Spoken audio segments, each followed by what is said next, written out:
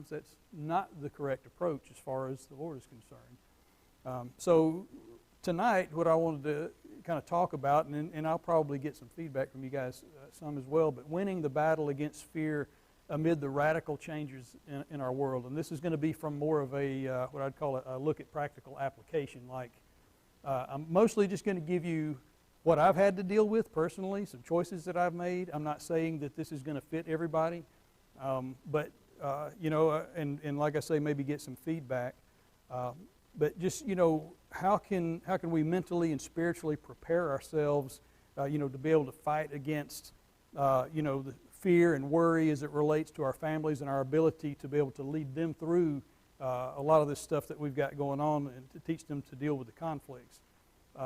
It's so crazy because I remember even in my early 20s and 30s, we do Bible studies, we talk about end times, we talk about prophecies and things that are going to happen. I mean, I did a Bible study on Matthew 24 many years ago, and even then, you could see the changes kind of coming, and then right around 2008, man, we started going downhill like crazy, and the decline just gets steeper, and it's happening at such a fast rate. I mean, even I never thought that I would necessarily have to personally deal with some of the things that we're having to deal with right now. I mean, I saw it coming, I knew it was coming, but I didn't realize the speed with which it was headed toward all of us. But anyway, just a little bit of background and how all this sort of came up is, as a kid, I was always a very worrisome little boy. I mean, just all the time. When I was growing up, my dad was a church pastor for 50 years. Living through, there's a particular time in the middle of his ministry where he endured a great deal of persecution at one of the churches that he pastored. And my sister and I, as little kids, we had to watch that and live through a lot of that. And it was hard to deal with. And I think that as I got older, it made me a lot more defensive and more, I always wanted to try to think ahead or always plan or be prepared for, just whether it be financial or, attacks or, just any kind of social attacks, however you want to call it, having to deal with that. Also, being a child of the Cold War. I know many of you probably remember that, during the Cold War, during the 80s, the patriotism was actually really great during that time. And I mean, we had our own issues and our own conflicts, but everybody kind of walked around with that, you never know when the missile alarms are going to go off if Russia gets mad enough to fire a rocket over here, So all of those things sort of made me, they just had an effect on me where I was always really suspicious and sort of a worrywart all the time, and even to the fact that, or even to the point that it actually affected my health. When I was in about 4th or 5th grade, I had a lot of issues because of it. But, going through a lot of things that helped me is I had a couple of really good mentors as a young man. Also, my time in the Marine Corps did a great deal of help to me because it allowed me to be able to gain a confidence that I didn't have before.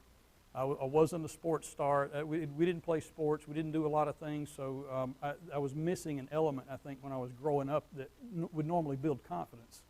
And being able to go into the military and be a part of a team and sort of learn how to fight through and discipline yourself to be able to get things done and lead people was really important. And then God also used a lot of experience inside the church. The church taught me a lot about leadership. And also, Michelle and I both had jobs at Big Lots Distribution for a very short time. I've been at Weather Seal my entire career with about a 2-year span that I think God took me away from it and put me there, and I worked there. It was the worst career mistake that I ever made in my entire life, but I learned some things there in terms of being able to deal with having to manage large groups of people and the cult of personalities that come with all of that. It can be really difficult, and you have to learn how to navigate that, and all that was really good. But with all of this stuff that we've got going on, a lot of things, and particularly things that concern me, especially in regards to my family, and in myself, as I was saying, when it comes to leadership, as a man, I worry that I'm not going to be a good enough leader. I constantly am, I second guess my choices a lot of times, having a responsibility to a wife and 2 daughters. And, as a man, the Lord expects me to be the spiritual leader of the home, expects me to be the protector of the home. And there's been plenty of decisions that I've made that I wonder if I've made the correct ones. I try to always put them first. Also, am I going to be wise enough? I mean, I was a D student in high school. I was not a college graduate, didn't go to college. I was always I was really good with my hands. I think that I was one of those guys who was just programmed for manual labor, which I enjoy, by the way. But, when it comes to wisdom, there's all different kinds of wisdom. And, you as a husband and father, I want to be able to prepare my family for the things to come. It was really important. One of the things that's important to Michelle and I is we always wanted to teach the girls to be independent, to teach them how to do things, how to wash their own clothes, how to maintain their own cars and vehicles, and just a lot of different things. And, in light of, like I say, a lot of the things that we have coming toward us, I worry if I'm going to be wise enough. I worry about the radical social changes that we have right now. When Taylor was a little girl, when she was a baby, I mean, there was issues, but fast forward 20 years, and the social things, the dangers that are out there, are so much worse in terms of how we get programmed from the. And I'm telling you, it's on a small scale. It could be an advertisement on the wall at the down at the bus station, or the posters they hang on the walls in the schools. There's just lots of little things that sort of create a normalcy of things that shouldn't be normal, and it's been going on for a while. The war on masculinity, basically the feminization of men. That kind of stuff bothers me because, Lauren doesn't, she hasn't even found someone to marry yet, and so there's still, I worry about what's going to happen as far as, she's concerned. The growing attacks on Christianity. If we're going to be Christians, we're going to be good stewards of what we know about the Bible. I worry sometimes about what kind of persecution is the church going to face. And honestly, we deserve it. We deserve it. I mean, let's be honest. We deserve whatever we get. The swift growth of progressive ideology, another thing that really it concerns me, worries me. And another thing, going back to the leadership thing, is am I doing enough as a man, as a citizen in society to positively influence those people around me? Am I productive? Am I someone who is going to leave a positive imprint for the gospel or for the kingdom? Family safety. That's another big thing. Things used to. If you lived in a good community, you were kind of guaranteed unofficially, safety. Nowadays, it's not true. Sometimes we're not even safe from our own government. There's individuals who know about that. Also, something else too is, with so much life left in my children, and I've already crossed the threshold of midlife for me. So you always look back and think, man, how are they going to get by? What's going to happen with them? How are they going to be provided for? The way that the system has changed, and of course there's national safety. I worry about national safety, because our how do we as a country deal with because all of our relationships overseas are crumbling right now. I mean, we've lost credibility. So this is the kind of stuff that really kind of weighs and has weighed on me for a while, and it sort of bounces off what Pastor Danny talked about this morning, is finding that.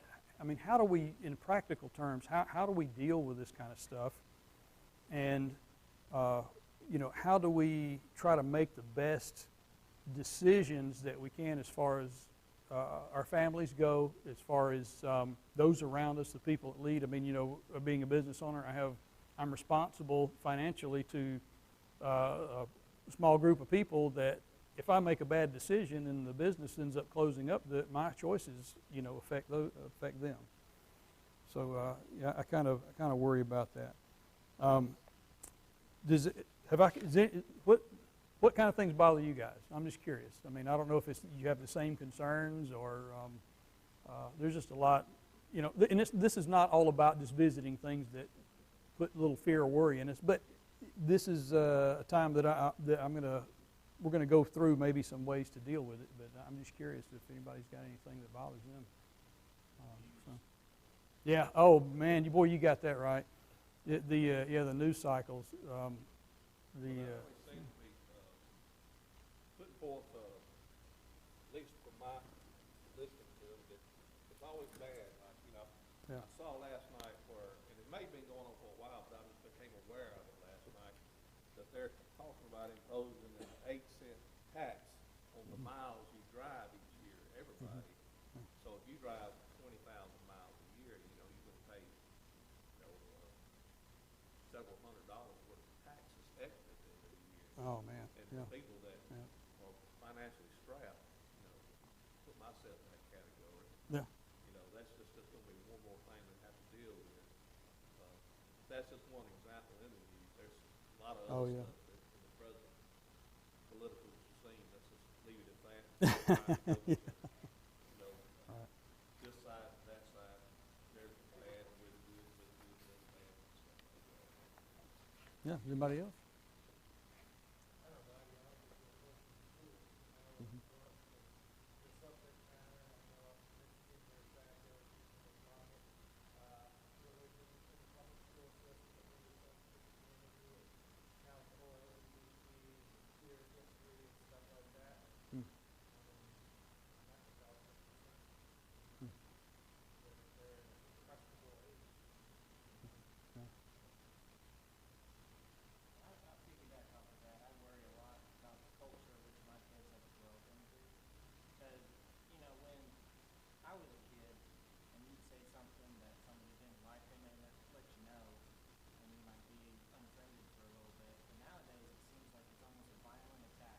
Anytime you step out of the line.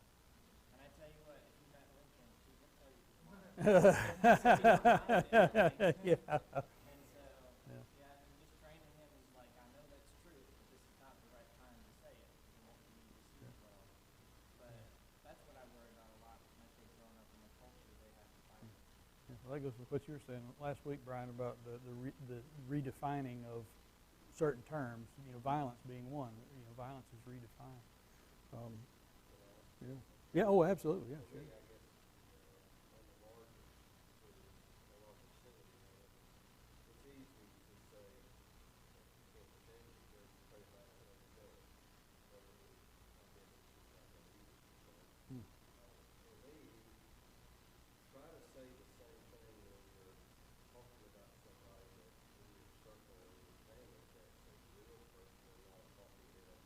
Mm-hmm.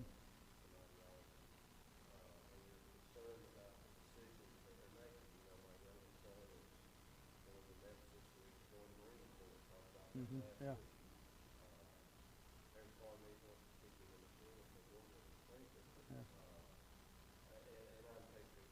Yeah.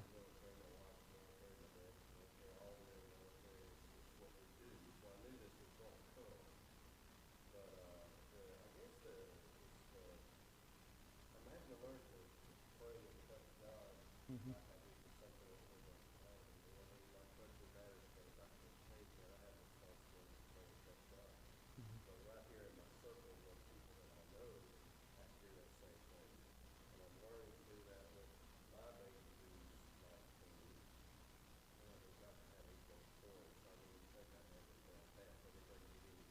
Mm-hmm. Yeah. Yeah.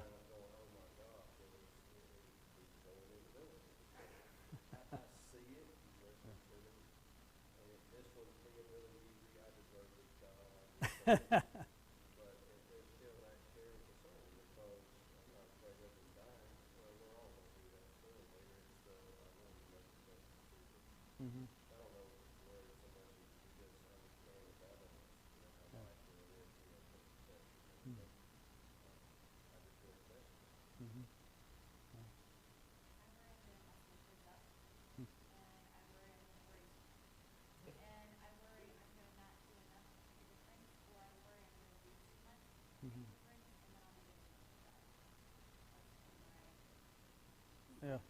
Well, And I watch yeah. all the news too. I like the, I don't like what's happening, but I'm interested. And I'm worried that I will take my kids easier, not from, and not really away from them, but I also don't want to. Right. So those are the things, just giving, like you said, on a personal, when you're worried about these things that are affecting your relationships on a personal level. I really, I want to have peace that what I'm deciding to do, I can't impact the results of it, but I can have peace that I obey God Mm-hmm. in that Right. situation. And if my kids do wind up messed up, just like I couldn't take all the credit if they're awesome, I can't take all the blame either. I mean, Yeah. some of that is your decision. But I think about those things and how I want us as a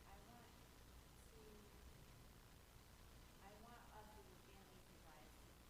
Mm-hmm. We Yeah. might not be able to get what we want to accomplish as parents or that we look back and say we put it all You want to be intentional.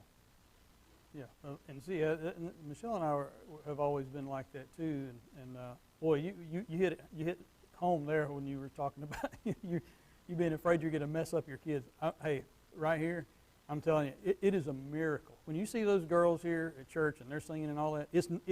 I promise you, it's nothing that I did. It was just the Lord. And honestly, it was the one thing that we did that I will never be sorry for is we brought them to church, and Jen Stadola, Karen Bell, I can name you 10 ladies at this church right here that got to know them, and they formed relationships with these ladies, and each one of those ladies is responsible for giving my daughters a little piece of something, and the church basically helped us raise our kids, because I'm going to tell you what, I've always had two problems. I have an anger management issue that I've mostly been able to deal with. The older I've gotten, I've mellowed out quite a bit. And the other thing is, when Michelle and I were early in our marriage, I was a very, very selfish person. And I think a lot of it stemmed from, I grew up in a very conservative home, my dad being a church pastor. And honestly, I stayed out of trouble. I tried to do all the right things, and tried to be a good kid to my parents.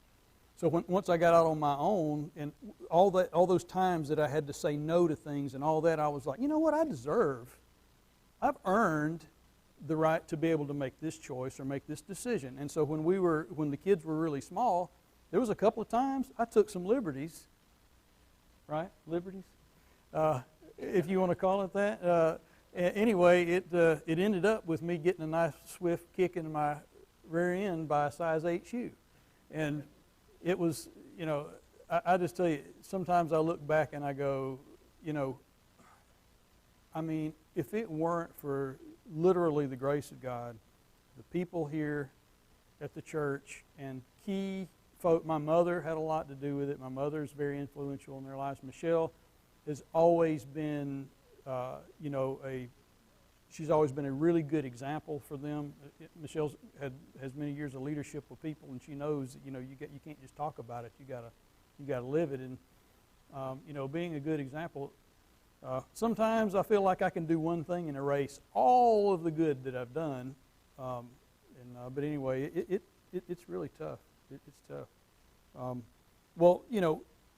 So how do we get through this? How do we find peace? How can we move forward, or what goals can we set? What kinds of things can we do? And I've really had to take a hard look at that, because even before teaching this, I've had to sit down and really try to work this out for myself, because I want to do the right thing. I want to represent God and my family and the church well, and as I'm going out there in the community, I want to. Bill was talking about, there's certain things that we do just have to give over to God and pray about, but what about the things that we can influence and we can control? And those are the things that kind of were always important. It's like, if I'm here, I can touch and feel these people right here. There are things I can do to positively influence them. But I know the very first thing that I came up with on my little personal list here was we just have to trust God, just like Bill was saying. And, you know, there's so much that we physically cannot control. And, you know, sometimes even trying to control it, you're just going to go nuts. I mean, you're going to, either that or you're going to mess things up. Because if you can't control it, all you're going to do is make yourself sick or drive everybody else crazy because there's nothing you're going to be able to do about it. So all you can do is really just hand it over to God. And I'm going to think it was Pastor Danny that mentioned this, and this I don't think that you and I didn't have any conversation before this morning, but what I was thinking about is that Psalm 37, 1 through 9. And can somebody look that up for me? I've got it in my Bible, but I'm trying to waste time here, so I'm going to have somebody do. Psalm 37, verses 1 through 9. Yeah, all right, read it. Ready? Yep, do it.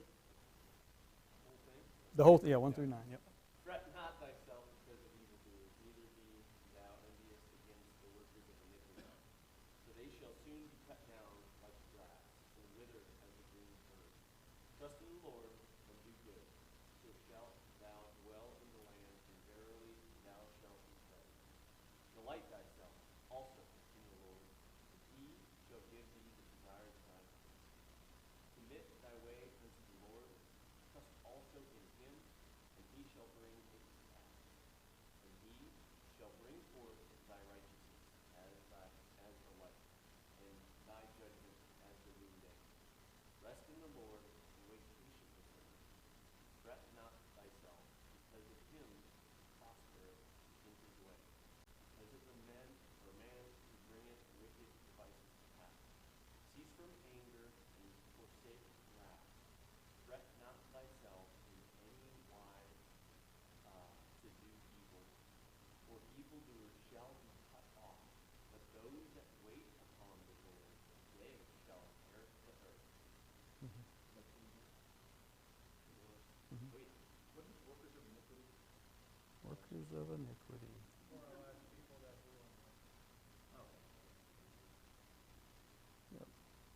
But yeah, so David's point here in the Psalms is, we need to live righteously, basically do what you can, and the rest of it you got to give over to the Lord and trust that He's going to do, what He says that He'll do, which He will. And that's kind of hard for me to let go because I feel like I want more control over things, So having to give up in prayer. And I'm telling you, there's been a couple of times that's all we've been able to do. And honestly, God has. I'll tell you this, and this is 100%. I've told my kids this too, and they've witnessed a lot of it. Every single time where we have had to swallow the pill that we, or just take the old bitter pill. There's nothing that we can do, even if we, well,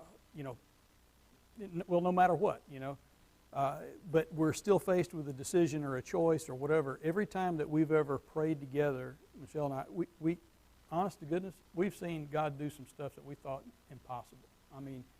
And I don't mean this in the like in the sense of like prosperity gospel kind of stuff. I just mean that we've, a lot of you here, don't know how we ended up being able to purchase the company that I worked for 25 years. But all I can tell you is God opened a door that was completely impossible. It had never been done before, and it's an amazing thing. I'll just have to, you just have to stop me sometime afterwards and I can tell you about it. But and all we could do is pray. We were faced with a decision where it would have been career ending. I would have had to have moved on. My old boss was ready to sell. He had told me he would give me the first rights to buy. And anyway, we were broke. And he wanted to cash out and move on. And anyway, God really opened a door up for us that we never imagined. But anyway, so turning it over to God. That's number one. you got to do that. I mean, even though everything inside of you, it's hard to just hand it over and let Him have it. The second thing is we have got to change. I know for me, I had to change my mindset of all of this. The world falling apart. Honestly, it's been going on way before now. It's been going on basically since Adam and Eve, and it's just kind of reached to where we are right now. I mean, Jesus told us that it would be this way. We know that from what He said, the world's going to reject the truth, and particularly the message of Christ. And, we were never, ever promised an easy journey. Not once. I mean, God does provide our needs, and we have to also understand that our needs are not the same thing as our wants. And because there's been plenty of times I've prayed for something that I thought I needed and really wanted, and God ended up providing the need and not the want. And we've seen that lots of times where God's made provision for that. So, we just have to do that. I was thinking of John 14, 1 through 3, where it says, "Let not your heart be troubled. Believe ye in God, believe also in me. In my Father's house are many mansions. If it were not so, I would have told you. I go to prepare a place for you, and I go and prepare a place. And if I go and prepare a place for you, I will come again and receive you unto myself, that where I am, there you may be also." So understand that regardless of all this stuff going on around here, there is so much hope. There is so much that we don't know, so much that we don't see. And, sometimes it's really easy to get caught up. And this goes back to exactly what Brother Mike was saying about the news. I've had to learn to turn the news cycle off. I mean, sometimes you just got to turn that stuff off. You need to be selective about what you're watching, where you're getting your news from, first of all. Because I'm going to tell you what, there have been times I have caught myself slipping into a real depressive and kind of a grumpy kind of an attitude from just, I just want to eat up all this news. I had like 4 news apps on my phone, just trying to get it from a bunch of different places. And what I found out is bad news sells. So guess what? Even if it's not even really bad news, they're going to make it sound like bad news, and they're going to spin it because they want to sell papers, they want to sell apps, they want to sell. Good news doesn't sell. It might make you feel good, but it doesn't sell anything. It doesn't sell magazines. It doesn't make any money. It doesn't sell ad revenue. So a lot of times the stuff that we're reading, by the way, it isn't necessarily as bad as it seems. And oh yeah, by the way, the right, they do it just as much as the left does. I like to listen to Ben Shapiro. I love the guy. I think he's really smart. I mean, I do have some issues with him, but I'll tell you what, that dude, he's just as bad as the left sometimes. He'll take some news, and because you know what, he wants to sell Daily Wire ads. And I mean, so we have to be careful. I mean, it doesn't matter if it's Newsmax or if it's CNN.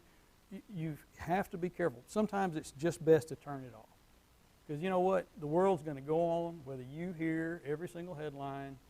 And really, we're getting news so fast nowadays. I got to take a side note here. I remember so my old people, y'all speak up now, but like back in the 80s, early 80s, maybe late 70s, y'all remember those old Christian movies like A Thief in the Night, or they were so cheesy. Oh my goodness, they were terrible. But anyway, it was like the first rendition or the first try at doing a Christian movie that would reflect what Revelation shows and all that. Oh man, they were so corny, it was terrible. Danny, you got to look them up. You'd love them. But there were some truths kind of weaved in there, and it was all good. But I remember that prompted me to, even as let's say I think I was maybe 16, 17. I thought, you know what, I ended up getting a book from my dad on the book of Revelation and all this other kind of stuff, and I forget who the author was of that book, but I remember reading through it, and it talked about, in the end times, how everyone around the world would see this occurrence. I'm paraphrasing here. And I remember thinking, I remember our teen group was talking about it, and we're like, man, that'd be wild. I wonder if like this big bubble's going to pop up in front, around everybody or whatever, and you can just suddenly see. I had no clue about the internet. I had no clue about smartphones. I had no clue about any of that stuff, and how that something can happen in the Middle East, and 5 minutes later, we all know about it in detail sometimes, including pictures and video, you name it, it's there. It's amazing that we can see news instantly. So all that said, it comes so fast, if you skip a day or two, it's going to be fine. Very, it'll be all right. There's going to be some lag time. Huh? Sound like a doctor. Listen. Yeah, it is. It is. It is. It'll go away. That's all right. That's right. Yeah, just put some ointment on there. Yeah. Yeah. Yeah. But yeah. So I mean, we do need to change our mindset. A lot of that, and that means making some choices for yourself. So the big one for me is my kids. Taylor, we're going to marry her off in November, and then she's Hunter's problem. Not really. But hey, you know what? Both of them. This is what's happened. Instead of Hunter taking Taylor and then they go off on themselves. What's ended up happening is I have another kid. So no, but he's good. He's great. But but I worry about him now as much as I do Taylor and Lauren. So it's just added another person for me to worry about. But worrying about my kids is probably the biggest thing, because you know what? I've been around long enough. I can deal with pretty much anything. I'm disciplined. I mean, if the two of us had to move out into the country and live in a tent or whatever. Now I can't speak for her. I mean, I would survive. I would live. I'd be okay. I can deal with it. I can deal with not having things. When we first got started, we were pretty much dirt broke. So. We've had to do without, but the thing that and this is actually really good advice that I got from somebody else. I'd love to just take credit for some of this stuff, but the absolute best thing that we can do for our kids, especially when we're worried about them, and just family in general, is to teach them about Jesus, demonstrate a reliance on Him, and then. If they know how to depend on the Lord, they're going to be okay. And I refer you back to what we were saying about turning things over to the Lord that we can't do anything about. Because if they know where the source of wisdom comes from, if they know where the source of provision comes from, they're going to be okay. They're probably going to struggle like Michelle and I did, or they're going to have their own struggles, but they're going to be all right. And just the key thing is teaching them about that. And of course, it's good to teach them good habits too, as far as their money and all that is concerned too. But not that we've been the greatest sponsors of that, but still, just being able to teach them about the Word. And the thing is, is going back to what I was saying too, is demonstrating it. I'm going to tell you what, kids are the biggest hypocrite detectors in the world. I promise you.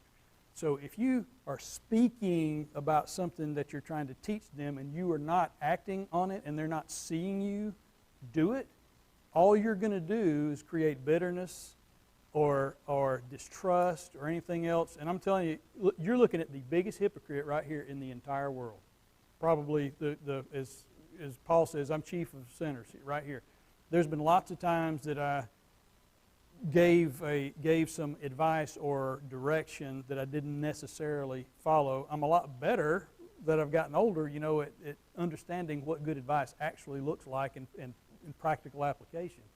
But being able to, I will say this, whenever Taylor became a teenager and it came to her music selections or the boundaries that we set for her as a teenager, we 100% made sure we walked in kind.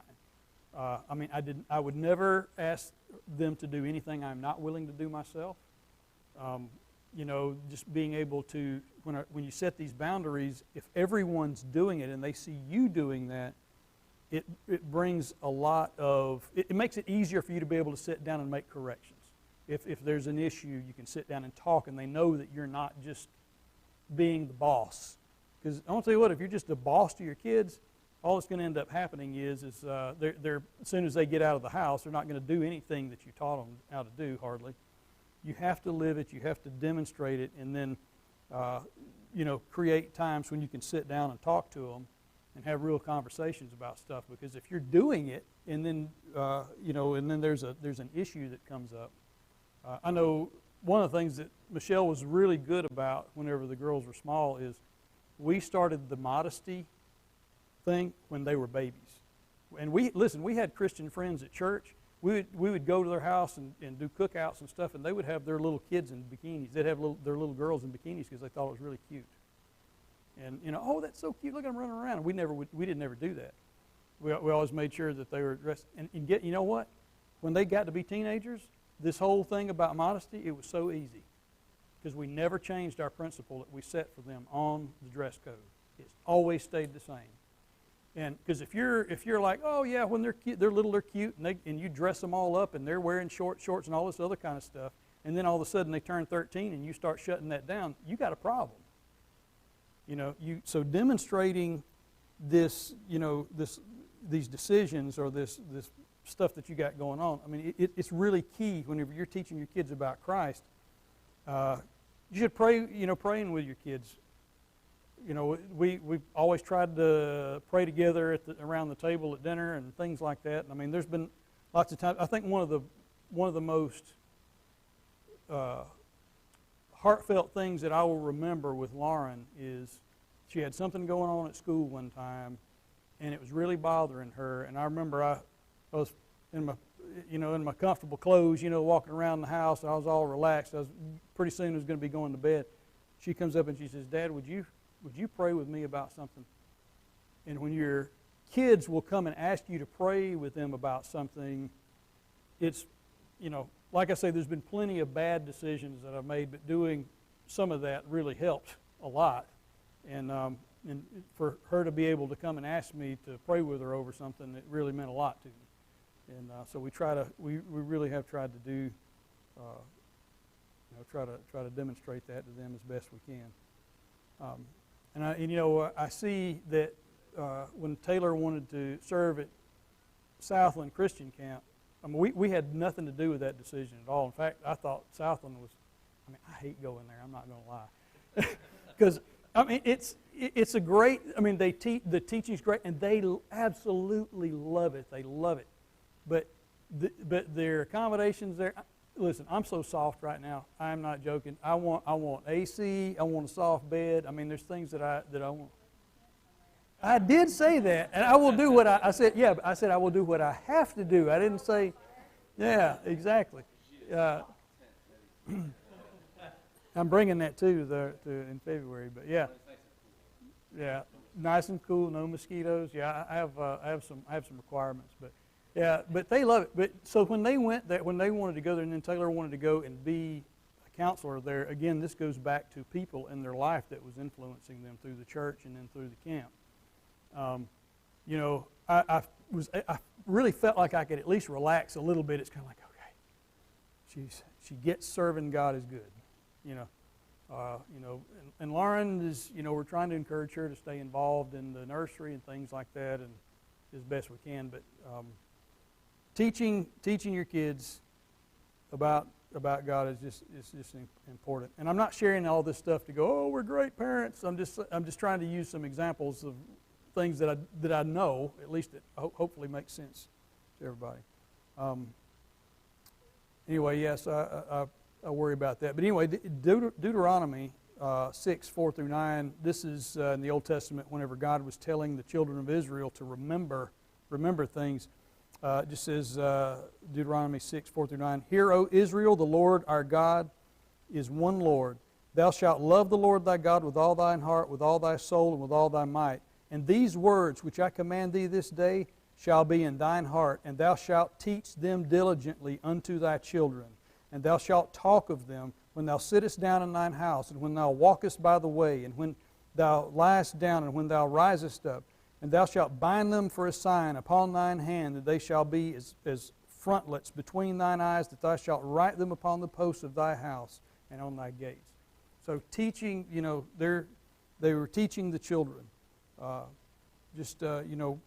Being able to teach and then model that.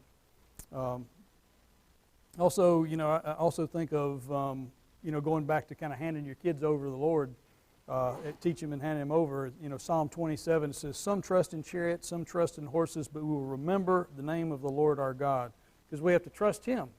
At the end of the day, they're his, honestly, they're His anyway. We're just borrowing them. We're stewards, just like with anything else. So just teaching those statutes. Also, we were talking about like social changes. This was a tough one, and this is what hit me at home the most. I think whenever you were speaking this morning, Pastor Danny, is how I interact with people I disagree with socially. Because my gut reaction is to lean into it and be like, guess what? I'm not budging. I know, I want to push back. I see my faith being violated. I see my way of life being violated, and I immediately want to get into that defensive stance and just like, kind of grit my teeth and bear down and go, you know what? You're not going to do that. You're not going to do this. The problem with a lot of that is there is zero chance that a witnessing opportunity is going to come from that. None. And we really, and it's hard. Man, I struggle with this. Like I told y'all, I used to have and still do sometimes. I used to yell a lot. I still do some. Anyway,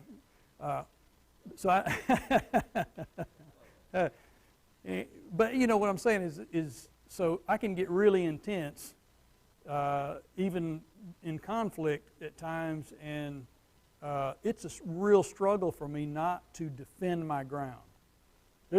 I'm telling you, I have planted my flag and died on many a hill on certain subjects. And whenever it comes to the social changes, a lot of stuff that's going on does not compute in this brain. I don't get it. I don't understand. Other than just what Paul and even Jesus himself had to say about how, pardon my bluntness, but how stupid people are going to be, and the farther along we get, they just have gotten dumb. I'm just telling you, they have. And not that I'm all educated and high mighty, but I'm just telling you, people don't process facts and they don't understand truth. And I don't understand that. I don't get that. So it's for me, it's really hard not to want to push back and be defensive. But but the problem is, we're supposed to be good stewards of our faith. We're supposed to be carriers of the light, and it's super hard to do that if all of our. I'm not saying that there's not times that we shouldn't defend our hill. There's times that that's going to be necessary. I'm going to tell you what. Christian men ought not be soft and be fraidy cat and feminine. They should be men, and there are times that we're going to have to defend our hills. However, there's ways to use wisdom and choosing our words, choosing our approaches. Honestly, especially the military guys, it's tactics. It's how do we confront those times when we have to face those conflicts, with disagreements or, as a business owner, I'll tell you something that I worry about is we've had quite a number of homosexual couples come in there for us to provide windows and doors for their home. No problem. They're citizens just like everybody else. They have money. But we had a couple though that and I liked. They were, as far as people are concerned, they were great people. They were good, and I actually enjoyed interacting. One of them and I had a lot in common as far as things that we liked and everything. So we got to talking, and one concern I had was that there was an anniversary thing coming up, and I was really afraid I was going to get an invite. And so the problem is, okay, how do I say no to an anniversary that celebrates their relationship? Because while I'm good with, like I say, they're great folks, and I would do anything for them, anything. But the one thing that I can't do is support their union, because as a Christian, it's difficult to do. I mean, it was a very difficult position. Fortunately, I didn't get invited, and I think a lot of it's because they knew my conservative stand on some things, and they were really nice. They decided not to put me in that position. I'm glad they didn't, because it would have been really hard. But honestly, I'll tell you, you guys have seen it on the news. You know what happens to businesses, especially owners, whenever they make a choice to, and I'm talking about even in the most meek possible way, not to be offensive to the couple or whatever, but just to say, hey, I appreciate the invitation very much. Love you guys, but I cannot attend because I'm Christian. I don't support that. There's a lot of businesses out there that end up with about 100 people right in front of their business, marching with signs, trying to get the business shut down, calling the papers. All of a sudden, I'm a bigot because I don't support their lifestyle. And so, those are just some tough things that I have to navigate. But like we were saying with tactics, or trying to figure out our approach, it's important that we not just grab our guns and run to the hill. We need to be careful about how we approach that, we have to be careful about what we say and be mindful of our faith and be mindful of who we are, which is probably one of the most difficult things in the world, especially with the intense pressure that it comes with. But it is important. Secondly, with a lot of the social stuff, we do have to remember that everything here is temporary. Going back to what I said before, we have hope. There's hope. So, when we allow bad news and social changes and really bad governmental leadership and all those kinds of things kind of raining down on us, we're not always going to have corrupt leadership. We got it right now. We got to deal with it. But we've been told that. We know it. We know what the score is. But we have to remember the day's going to come when we're going to have a king here on the earth, and honestly, now I'm not going to get too far in the weeds here, Pastor Danny, but I am a pre-trib guy. So you know what? Long before it all starts, really falling apart, guess what? If you're a believer, you're out of here. I'm out of here.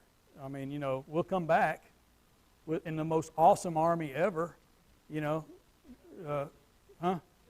And there's horses too, yeah, behind the greatest warrior king that ever lived. That's the thing is, the ones that we should really pity and look for ways to reach is the lost, because I'm telling y'all, whenever all that starts, it's going to be awful.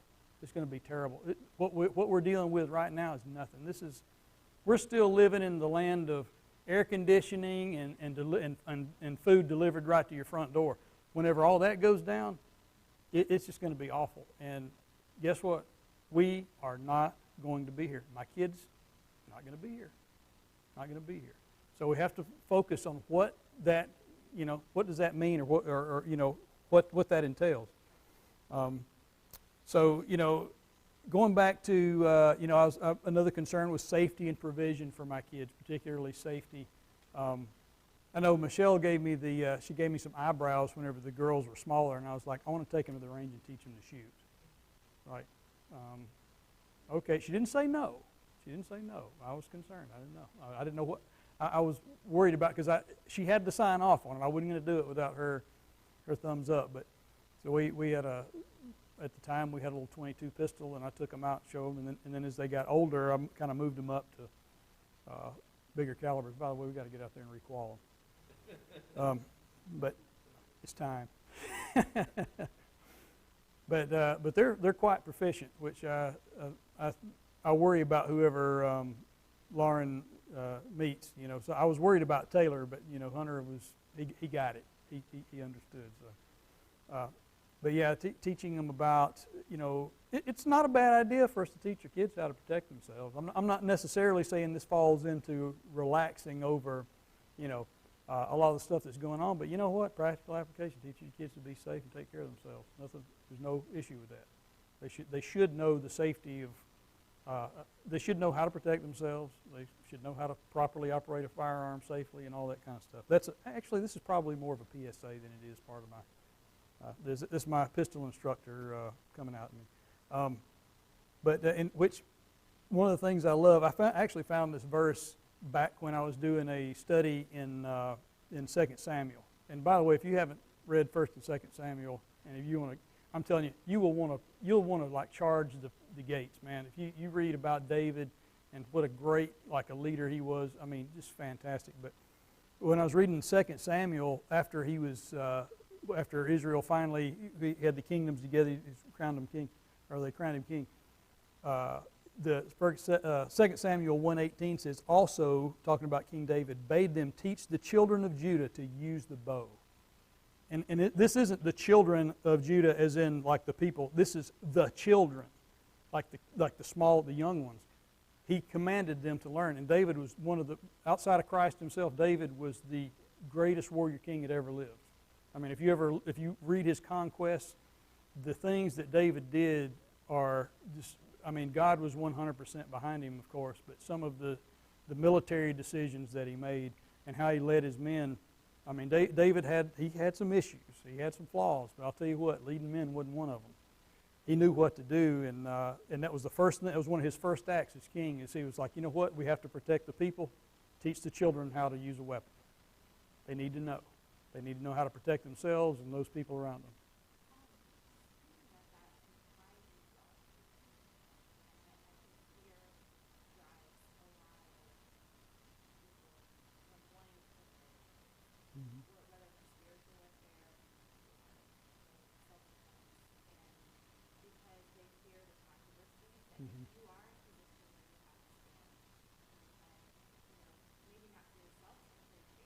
Mm-hmm.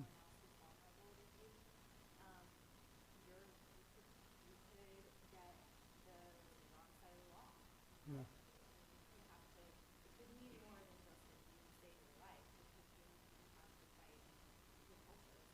Mm-hmm.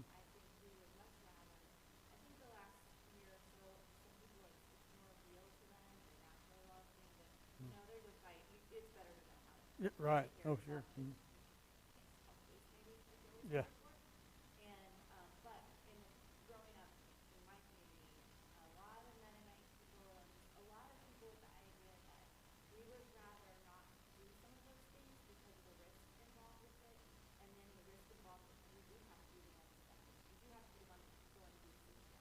Mm-hmm.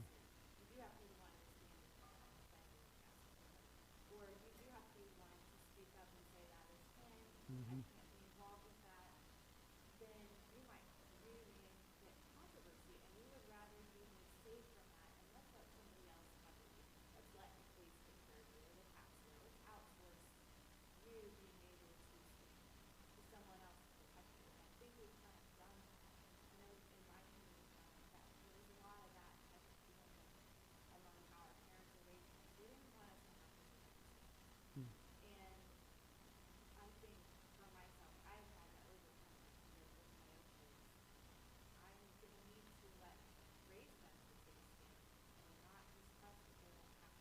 Mm-hmm. Yeah.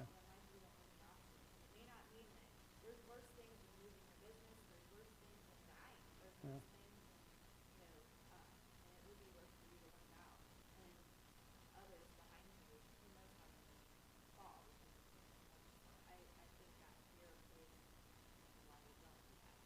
Well, it reminds me of an Israeli saying that says, pray for peace but prepare for war. And, you know, always be a peacemaker, but be ready to back it up. If the opposer chooses not to go with peace, then, I mean, that was always been my thing as far as self-defense is concerned. Anyway, yeah, I'm going to get on my instructor pedestal again. Anyway.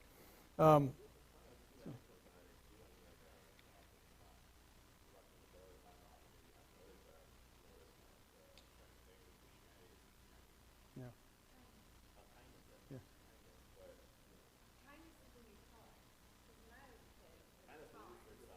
Yeah.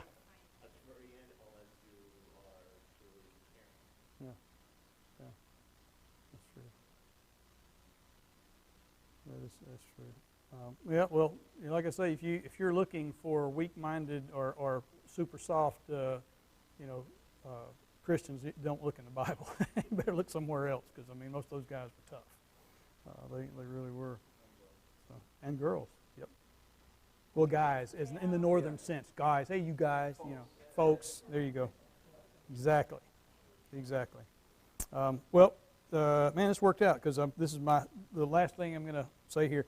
The bottom line is just this: we got to stay the course. It's difficult. We got to keep. We need to live in peace, and we need to not allow our daily joy, to be stolen. By the way, joy and happiness are not the same thing. You've probably heard that, because they're not. Joy is knowing that God's got your back. It's that peace of knowing that when you hit trouble, when you're drowning, when you're stuck, God's got your back. It's just knowing that's joy. And happiness can be associated with that. There's nothing wrong with that. But just knowing that that God's there, having that joy. We don't need to let circumstances that surround us, the news cycle, other stuff, what the government decides to do. We just got to, some of the stuff, the things we can't control, we just got to deal with it, pray over it. But just stay in the course. And I'm going to leave you with this. I'm going to read 2 Timothy chapter 3 to you, and it just says this. Let's see. I think there's many verses here. I'm just going to warn you. So if I keep reading, 17 verses. It says, "This know also, that in the last days perilous times shall come. For men shall be lovers of their own selves, covetous, boasters, proud, blasphemers, disobedient to parents, unthankful, unholy, without natural affection, truce breakers, false accusers, incontinent, fierce, despisers of those that are good, traitors, heady, high-minded, lovers of pleasures more than lovers of God, having a form of godliness, but denying the power thereof. From such turn away. For this sort are they which creep into houses and lead captive silly women laden with sins, led away with diverse lusts, ever learning and never able to come to the knowledge of the truth. Now as Jannes and Jambres, who those people are, withstood Moses," I think that's an Old Testament reference, "so do these also resist the truth, men of corrupt minds reprobate concerning the faith. But they shall proceed no further, for their folly shall be manifest unto all men, as theirs also was." It says that to the church. "But thou hast fully known my doctrine, manner of life, purpose, faith, long-suffering, charity, and patience, persecutions, afflictions, which came unto me in Antioch, in Iconium, at Lystra. What persecutions I endured, but out of them all the Lord delivered me. Yea, and all that will live godly in Christ Jesus shall suffer persecution," and we will. "But evil men and seducers shall wax worse and worse, deceiving and being deceived. But continue thou in the things which thou hast learned and hast been assured of, knowing of whom thou hast learned them, and that from a child thou hast known the Holy Scriptures, which are able to make thee into a wise salvation through faith, which is in Christ Jesus." And of course, famous verse, "All Scripture is given by inspiration of God and is profitable for doctrine, for reproof, for correction, for instruction in righteousness, that the man of God shall be perfect, thoroughly furnished into all good works." So Paul's is basically, Paul's like Tim's dad here, he's kind of taking that fatherly form and just saying, hey, look, here, this is the deal. This is what you're going to face, and here's what you need to do, and you need to value God's Word, and God's Word is true, and all of these things are things that we should carry with us, and we should know that there are those who come before us, and they've survived, and honestly, if you look back at what Paul and many of the early church followers had to deal with, honestly, we haven't seen even a fraction of that. But there are days that will come that we might before the Lord comes. So anyway, just remember to stay the course, and some of the things that we've talked about. It's tough because we're all leaders. We're all stewards of where we are, whether it be at home, school, work. We're all stewards. We're all leaders. So just remember that. So I appreciate y'all putting up with me tonight, and hopefully I didn't ramble on too much. But I'll just interrupt Woody there and ask him if he'd pray, if he'd dismiss us, if you don't mind.